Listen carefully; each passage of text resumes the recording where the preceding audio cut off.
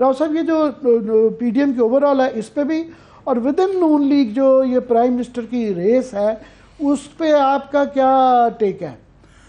देखिए आमिर साहब, ये जो पीडीएम जो नून के इंटरनल मैटर्स हैं वो थोड़े बहुत तो चल ही रहे थे, लेकिन ये अभी पीडीएम की जो हलचल है, ये जो नून की इनसाइड फाइट है उसका स्पिल ओवर इफेक्ट आप इसको कह सकते हैं।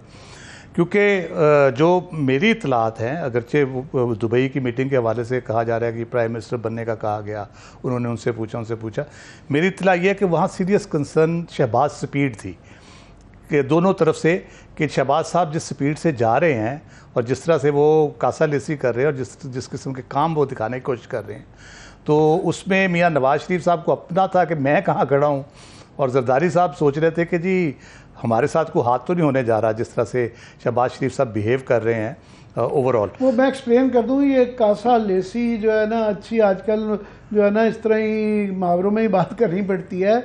जिस तरीके से उनकी कुर्बतें पिंडी के साथ बढ़ रही हैं, इससे आपकी ये मुराद है कि इससे इनसिक्योरिटी आ रही है नवाज शरीफ में और इवन असरदारी साहब में कि इनको हमने फिगर हेड के तौर पे रखा हुआ था मगर ये आगे जा रहे हैं। आप यही कह रहे हैं, मैं सही अखज़ कर रहा हूँ? जी बिल्कुल बिल्कुल। वो शहबाज स्पीड जो है ना वो उस तरफ चल पड़ी है, अब वो डेवलपमेंट वर्क से हटके वो उस तरफ चल पड़े, क्योंकि वो भी बहुत सियाने आदमी है और उन्होंने सूरत हाल को देखा और पूरे मौके को ग्रैब करने की कोशिश हो रही है।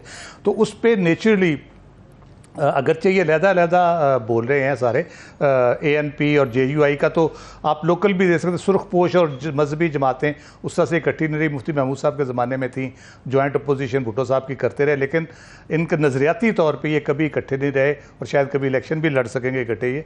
तो इसलिए उनका बनता है जब इलेक्शन के करीब जाके वो लड़ाई खोलेंगे और उस पर कैश कराने की कोशिश भी करेंगे, एक दूसरे को बुरा भला भी कहेंगे। तो ये गवर्नर तो 3-4 महीने से वहाँ पे मौजूद हैं, तो अचानक कभी कैसे उनको पता चला कि उसमें इतनी ख़राबियाँ पैदा हो गई हैं। लेकिन इसमें ये भी चीज़ ज़रूर है कि जो वफाक के ऊपर उससे प्रेशर यकीनन आएगा। अगर उधर लड़ाई शुरू हो जाती है, इधर से पीपल्स पार्टी ख़ास तौर पे अपने शकूक व शुबहात का इजहार करती है और वो रिजर्वेशन शो करती है, जो कि बिलावल साहब ने की थी, लेकिन समहाउ वो फिर चुप कर गए एकदम से अचानक। पता नहीं उनको किसने रोका कि आपने ऐसी बातें नहीं करनी। अगले दिन उन्होंने बड़ी प्यार मोहब्बत की बातें अचानक शुरू कर दी। तो ये है। और PDM as a party, as a coalition election पे जा नहीं सकती, क्योंकि उसके लिए बहुत मसाइल पैदा होंगे। ये तो बिल्कुल राव साहब, ये एक और इशू यहाँ पे आया हुआ है, क्योंकि इलेक्शन ये कि कब होने से ज़्यादा इम्पोर्टेंट ये हुआ है किन हालात में होंगे भी नहीं होंगे भी ये है। मगर अब क्योंकि डेट्स आ रही हैं, वो बार बार कह रहे हैं, तो लगता है कि क्योंकि उनको उम्मीद है कि वो इस वक्त पीटीआई को गिरा लेंगे तो शायद हो जाएं। मगर होंगे किन हालात में, ये बड़ी बहस है।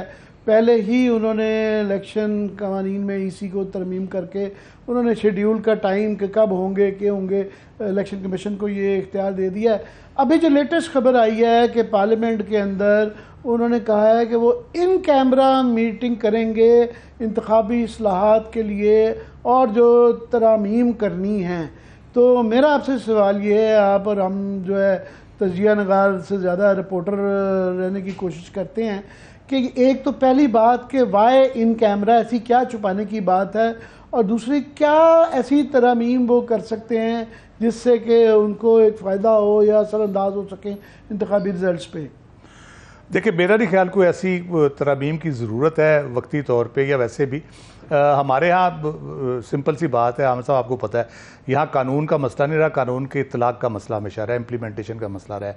कानून मेरा नहीं ख्याल कोई अधूरा है या उसमें कोई कमी बेशी है, वो आप उसको कर सकते हैं, एडजस्टमेंट्स हो जाती हैं। ऊपर नीचे अगर 19-20 का फ़र्क हो, वो पावर्स हैं, इलेक्शन कमीशन एक इंडिपेंडेंट इदारा है, ज़्यादा से ज़्यादा ओपिनियन ले सकते हैं, सुप्रीम कोर्ट से पूछ सकते हैं, अपने लीगल एडवाइज़र से पूछ के उसमें चीज़ों को एडजस्ट किया जा सकता है। कोई इतनी बड़ी प्रॉब्लम नहीं है। अभी तक इलेक्शन होते ही रहे हैं, कौन सा ऐसा अजाब आ गया कि जिसकी वजह से प्रॉब्लम हुआ। सिर्फ आरटीएस का एक इशू आप कहते हैं कि जी आरटीएस वो एक टेक्नोलॉजी की वजह थी उसकी, और उसमें कोई कानून का मसला नहीं था, तो उससे प्रॉब्लम आई।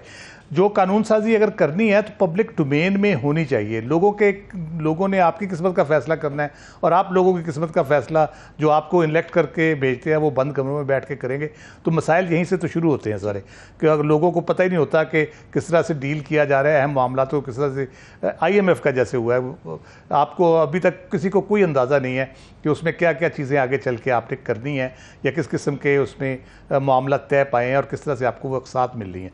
तो इस तरह से मसाइल जो है ना वो बढ़ते हैं, कम नहीं होते।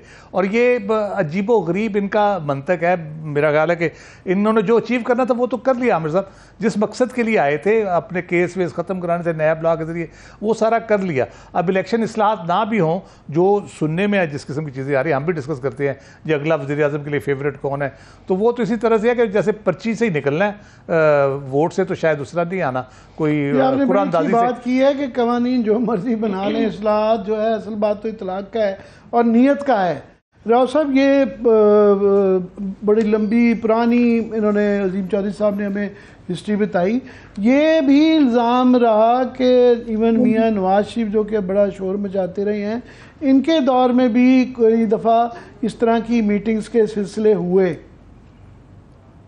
जी हाँ, वो मैं वहीं से शुरू करने वाला था। ये मौलाना अजमल कादरी का जिन्होंने जिक्र किया, उनके साथ उस वक्त उनके सेक्रेटरी इतलात होते थे, वो आजकल बहुत बड़े एंकर हैं, नाम नहीं मैं लूँगा उनका, तो वो उनके सेक्रेटरी इतलात होते थे और वो हमें बताया करते थे कि मैं और मौलाना किस तरह इसराइल गए और पासपोर्ट पे वो येलो चिट लगती थी, वीज़ा नहीं लगता था, तो हमने गए तो मियाँ नवाज शरीफ के कहने पे गए और वहाँ उनके साथ हमने बिहाइंड बैक डोर्स पे जो बातें की कि किस तरह से मामला को ठीक किया जा सकता है।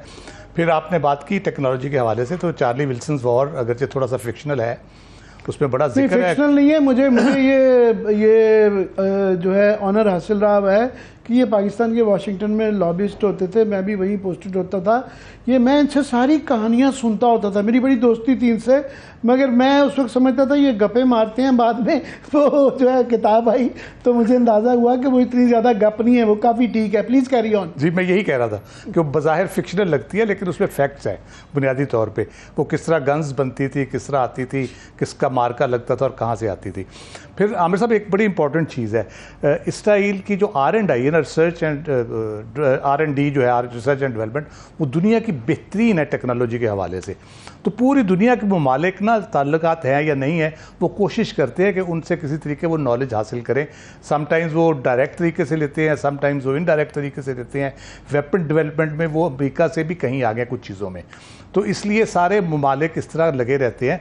और मुझे इन्फॉर्मेशन नहीं है लेकिन पाकिस्तान भी ऑब्वियसली, हमने भी बहुत अच्छी किस्म के हम वेपनरी भी बनाते हैं और चीज़ें में भी हम काम करते हैं, तो यकीनन हम भी किसी न किसी इनडायरेक्ट ज़राए से वो टेक्नोलॉजी की सीख करते रहे होंगे या करते होंगे जिस तरह बाकी दुनिया करती है। फिर पेगासस उनका जो सॉफ्टवेयर है जो स्पाइंग के लिए यूज़ होता है, इंडिया ने जो पाकिस्तानी कॉल जिससे की थी, तो इस किस्म की, तो वो इस हवाले से उनसे किसी न किसी हवाले से रब्ता रहता है। फिर जो रिसेंट डेवलपमेंट्स है उसमें आप देखें जो मिडल ईस्ट में जिस तरह से हुई हैं और बाकी जो हो रही हैं, और चाइना जिस तरह से उसमें एक रोल अभी प्ले करने जा रहा है, तो ये चीज़ें चेंज होंगी। लेकिन हमारे यहाँ ये पॉलिटिकल स्टंट के तौर पे हमेशा इस्तेमाल होता है। और मैं तो यानी वो क्या कहते हैं, बुत हमको कहें काफिर, अल्लाह की मर्जी है। भारत और इसराइल जब हमें इंसानी हकूक़ का दर्स देंगे तो मेरा ख्याल ये तो शर्म की बात है हमारे लिए। तकलीफ दे है, हाँ, मगर अगर तो फॉरेन ऑफिस उनका कहे तो वो एक ज़्यादा सीरियस होती है। जहाँ 160 लोगों के मंदबीन बैठे हों और वो एक रिपोर्ट आई हो उस पर सारी कमेंट करते हैं, सो इस तरह संजीदा मामला नहीं था जिस तरह बना दिया गया।